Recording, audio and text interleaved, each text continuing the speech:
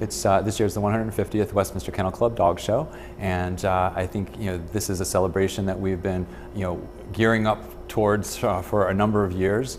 Part of that story being the return to New York City. We came back last year at the Javits and MSG, and to be able to be home in New York City at Madison Square Garden for the 150th, it doesn't get better than that.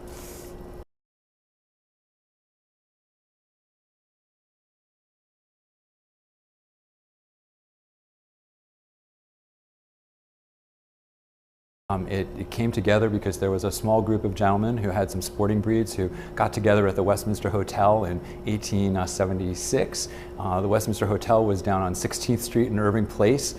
They were kind of comparing their dogs and telling tall tales, about their dogs' prowesses, and they decided what better way to sort it all out but to let's have a competition. And so the following year they put together a dog show that was then what was then called Gilmore's Gardens, and that is the first iteration of Madison Square Garden.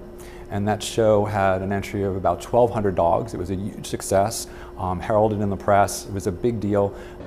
One other thing that's changed is that breeds change over time. So you see here a map.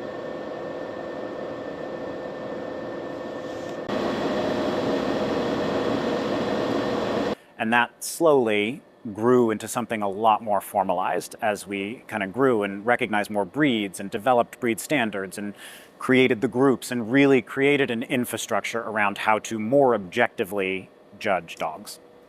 Figurehead. And this is Sensations Fun. The Westminster Kennel Club Dog Show is the second longest running continuous sporting event in the United States after the Kentucky Derby. Westminster, Queen of the Dog Shows, returns to Madison Square Garden in New York for its annual two-day stand.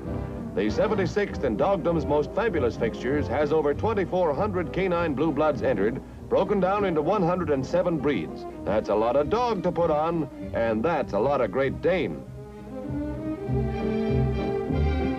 Excitement gets so's a fellow almost forgets to breathe when the judge looks him over for best in show honors. For man's best friend and for man alike, it's a tense moment. There are 6 finalists, winners in their breeds and working groups. The Doberman Pinscher caught the fancy of the crowd and the judge too. It took him only 15 minutes, shortest time ever, to select Rancho Dobie Storm as best of show.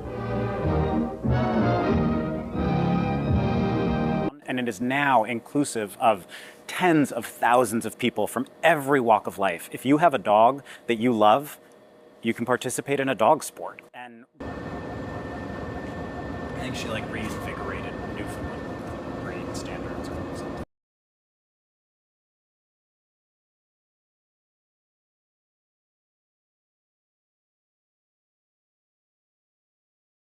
But what's at the core, what's at the heart of it, which is the love of dogs, much like we sit and look at our phones and look at pictures of our dogs, and that has been the same. They might not have been pulling out their phones at the first one, but they were probably pulling out photos and sharing stories about their dogs, and that seems to be, I think, the universal factor is just that community around the love of dogs in general.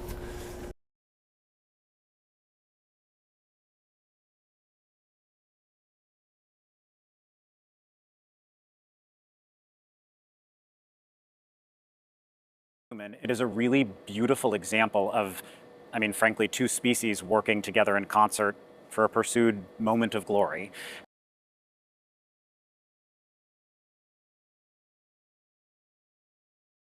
The one thing you can count on at the Westminster Dog Show is that you can't count on the outcomes.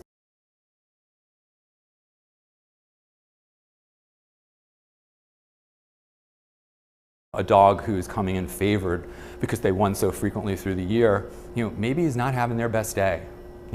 They've shown up in the ring and maybe they're just a little tired or they're just not as excited to be there. And then there's this other dog who comes in and although may not have the record that the other dog had, just decided it's my day. And that's a really beautiful moment and everyone will know it when they see it. That it's like, oh my God, it's gonna be that one. And nobody saw it coming. That's the excitement of Westminster.